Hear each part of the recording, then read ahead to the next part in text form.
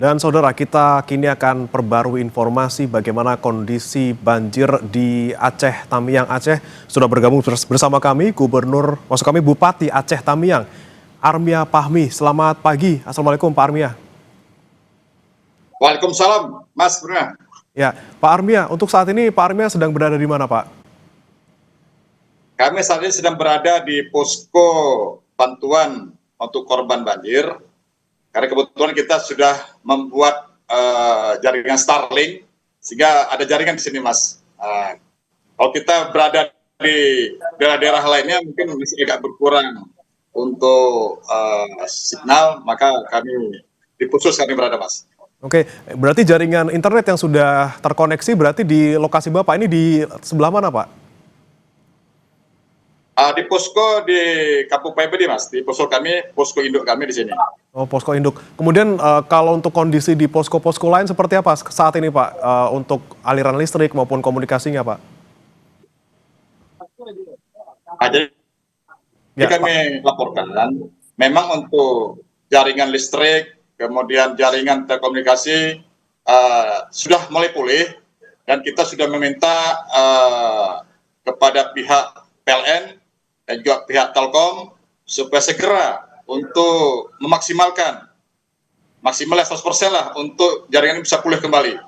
Karena memang kebutuhan akan itu sangat penting sekali.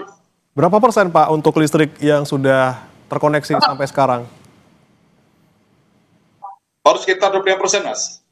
Jadi maka saya minta kepada pihak PLN segera, karena sesuai dengan deadline mereka, hari Jumat sudah semua bisa hidup.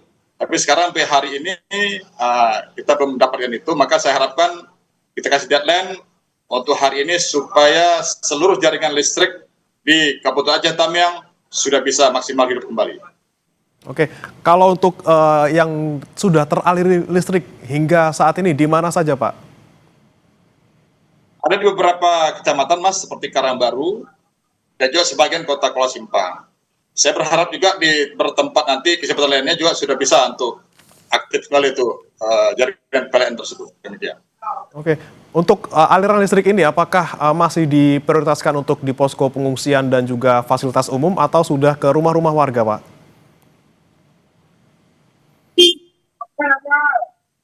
Pak Armia?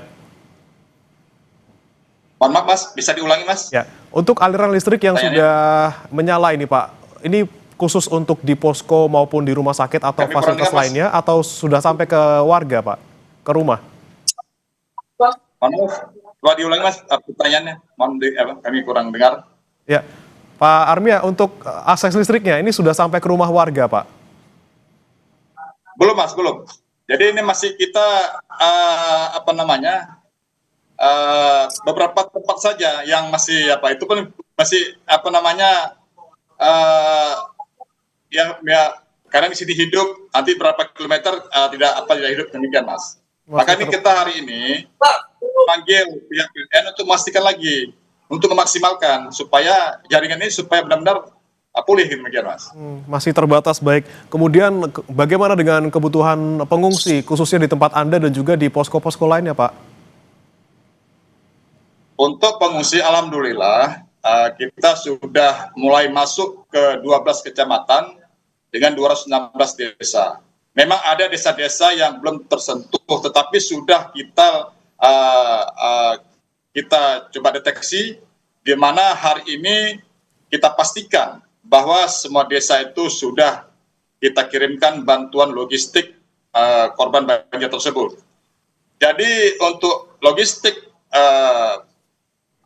korban banjir semuanya sudah ada di gudang kami. Itu memang kita datang langsung ada yang mengambilnya, karena kami buat SOP, Mas. SOP kami adalah bahwa apabila di tempat itu perlu logistik banjir ini, maka kita minta kepada kepala desa atau perangkat desa nanti untuk membawa data yang berapa dibutuhkan kepada pihak kami ataupun ke pihak petugas yang ada di gudang untuk bisa kita salurkan sehingga tepat sasaran. Maka kami untuk mengurangi orang-orang yang tanggung jawab mengambil logistik tersebut, maka kita membuat mekanisme seperti itu. Sehingga mudah-mudahan ini semua bisa kita bisa kirimkan ke semua daerah yang membutuhkan itu, Mas. Nah, untuk daerah yang masih terisolasi, Pak, yang belum bisa terjangkau bantuan, ini di mana saja tepatnya, Pak? Kami sekarang prioritaskan daerah-daerah yang kami duga daerah-daerah yang terisolir seperti daerah di hulu. Seperti di Kecamatan Tenggulun, Kecamatan Bandar Pusaka, kemudian Kecamatan Tamiang Hulu. Karena ini merupakan daerah-daerah di hulu Sungai Tamiang. Untuk di pesisir, kita sudah laporan dari Angkatan Laut, mereka juga sudah membuka posko-posko bantuan. Saya sudah minta pihak Angkatan Laut untuk membantu 3 kecamatan di daerah pesisir, seperti Kecamatan Serwai, Kecamatan Banda Mulia, dan Kecamatan Bendahara. Mudah-mudahan dengan terbukanya semua akses ini, seluruh masyarakat yang terimbas banjir bisa terpenuhi logistiknya. Berarti akses yang sudah mulai bisa dibuka yang awalnya sempat putus di mana saja, Pak? Dan Mas, diulang lagi, Mas, Untuk akses jalan, Pak, ini mana saja yang sudah bisa dibuka kembali? Semua, Mas. Jadi semua kecamatan sudah bisa. Kita hari ini juga sudah menyiapkan armada-armada angkutan tambahan untuk kita terus mensuplai ini. Karena kita bisa menghitung bahwa di satu daerah atau satu desa itu misal job dulunya ada lebih kurang bisa 100.000. Maka ini kita bagaimana untuk menyuplai mereka selama minimal 1 minggu. Maka ini terus kita lakukan pengiriman logistik tersebut. Jadi bantuan datang masuk ke gudang, dicatat, kemudian langsung petugas atau perangkat desa kita siapkan kendaraannya, kita berikan langsung logistik tersebut untuk dikirimkan kepada pihak desa ke masyarakat yang ada di desa tersebut. Demikian, Mas. Baik, kemudian Pak Armia, ini kan juga ada yang tentunya dibutuhkan oleh pengungsi yang tidak sehat gitu ya. Bagaimana kemudian layanan kesehatan bagi mereka, Pak? Apakah fasilitas sudah bisa mulai beroperasi sebagian? Kita ketahui, Pak, memang untuk puskesmas kita di 12 kecamatan memang lumpuh kemarin itu. Tetapi alhamdulillah ini sekarang sudah bisa kita buka, ada lebih kurang 5 puskesmas, dan juga kita buat juga posko-posko kesehatan. Alhamdulillah juga kami dapat bantuan dari Rumah Sakit Adam Malik. Tadi juga barusan kita mendapat bantuan dari Rumah Sakit Royal Prima dari Medan, juga beberapa rumah sakit lainnya. Terutama kepada Bapak Menteri Kesehatan juga memberikan bantuan, terutama untuk mendirikan rumah sakit darurat yang sekarang ini berada di Rumah Sakit Umum Daerah Aceh Tamiang. Sehingga dengan harapan ini, maka apabila ada masyarakat yang sakit, kita bisa tangani.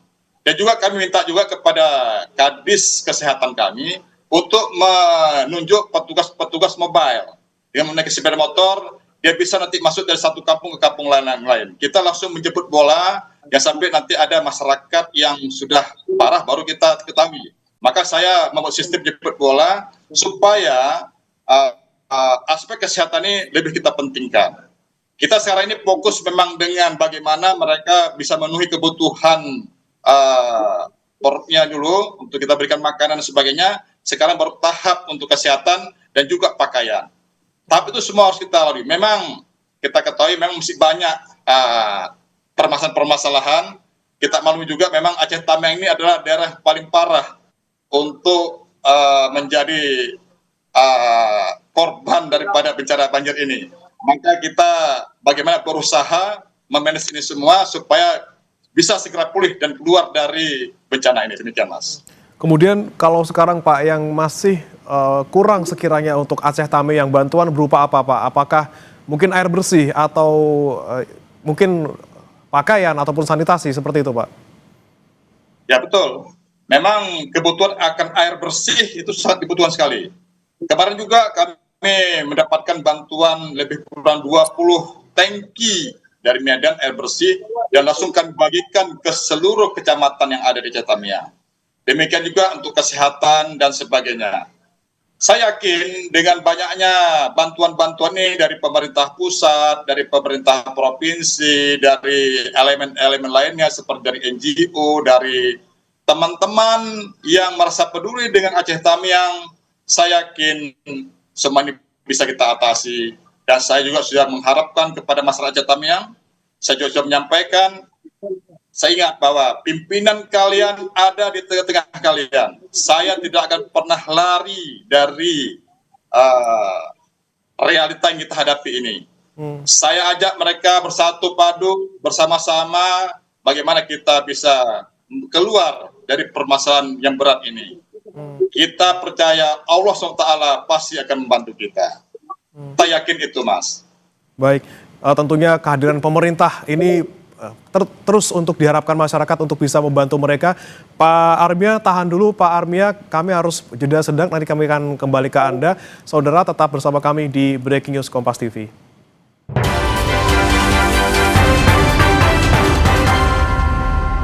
Banyak yang sudah membuktikan, Aqua terasa sejuk meski tanpa didinginkan.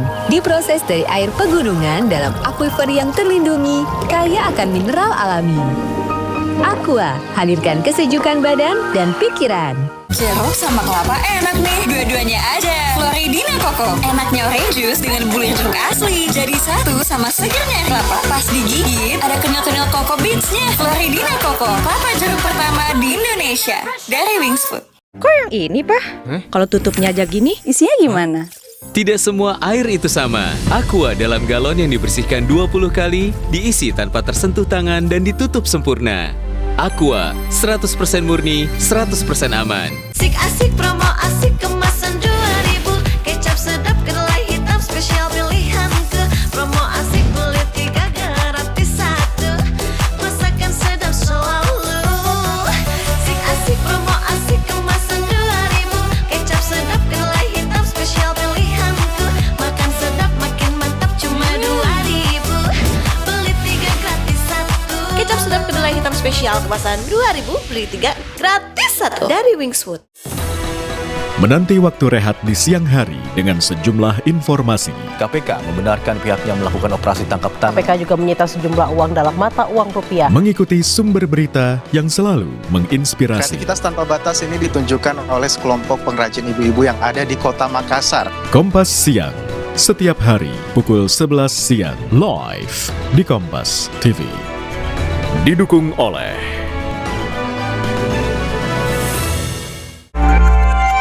Tokyo ni ikimasu. Steffi berlibur di Tokyo, Jepang.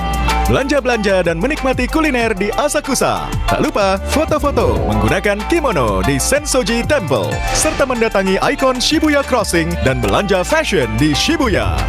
Jalan-jalan. Minggu 7 Desember, pukul 10:30 siang di Kompas TV. Yang dipersembahkan oleh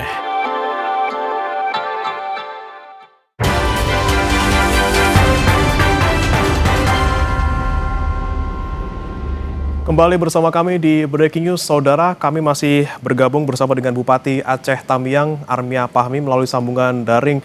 Pak Armia, ini kan Aceh Tamiang menjadi daerah yang paling parah terdampak banjir, paling tidak di Provinsi Aceh seperti itu.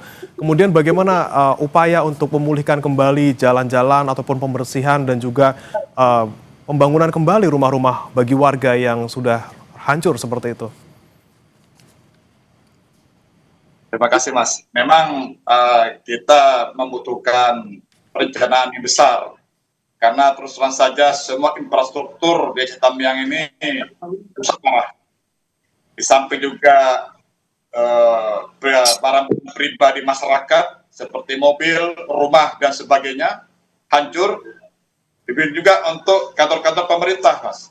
Kantor Pemda, kantor Polres, kejaksaan dan sebagainya benar-benar lumpuh. Tetapi kami sudah mendapatkan laporan atau mendapatkan informasi bahwa semua ini akan dipulihkan. Kami sudah melapor juga ke pihak Setkap, dan juga kami sudah koordinasi dengan pihak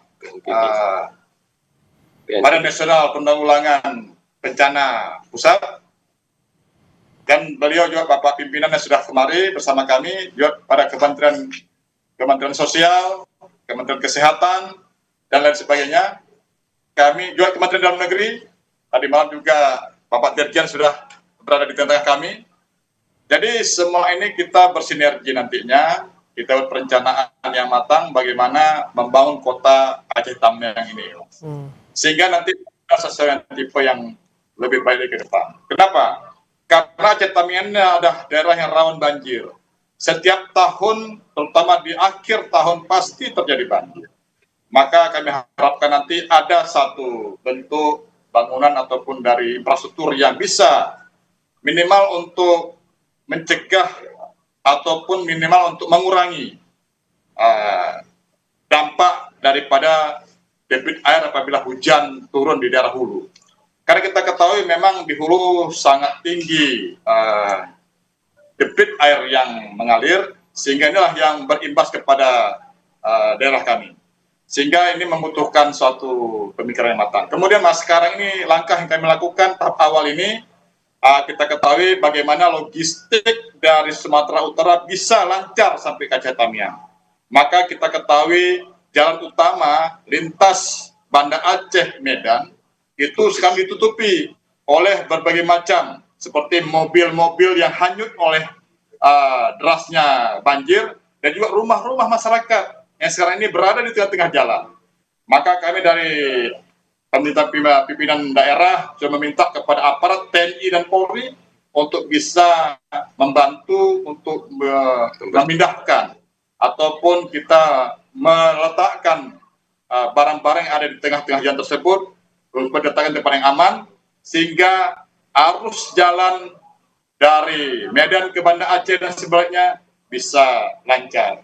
Sehingga nanti mudah-mudahan apabila pengiriman logistik juga mudah kami terima.